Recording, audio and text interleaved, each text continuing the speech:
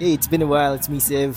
Today, samahan nyo as I prepare for a year starter party. So, ito ako, checking my look. Hindi rin kasi ako comfortable kung fit ba sa theme namin na tribe yung suot ko. But whatever.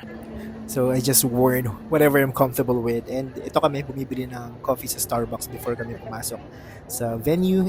And for the past few years, dito nga ginaganap yung event namin. Kasi dito lang kami halos kasya sa Marriott Grand Ball. At ito, nandito kami sa reception. Papunta na kami dun sa pinakang registration area para kumuha ng wristband. Kasi without the wristband, hindi ka makakapasok sa venue. And ito na nga yun. So, pakita kami ng venue. Sobrang excited talaga kami. And ayan, at exactly 6 p.m. dito kami sa loob. Ito na yung pinakang party and nag-start na rin kaagad yung event.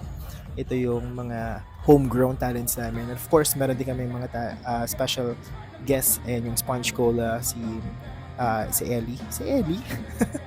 Hindi pala si Ellie. Si Yael pala yun. Sorry na. Tapos ito, si Bamboo. Of course, naging guest na rin namin last time si Bamboo. And again, same as last time, sobrang galing talaga niya. Stage presence-wise, sobrang galing niya mag-manage ng crowd. So, ayan, talagang todo video ako at the start, pero yung mga latter part, nakijam na lang din kami. Kasi talagang madadala ka. Especially mga nostalgic yung mga kanta ni Bamboo.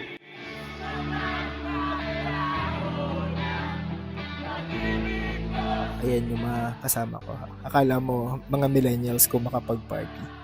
So after the party, lumabas muna ako to get my bracelet. Ang galing nito, no? I forgot yung name ng company nila, pero I guess in-avail to ng company namin for the event. At ayan, pwede ka magpagawa ng bracelet kahit ano yung palagay mong design. This is what I got.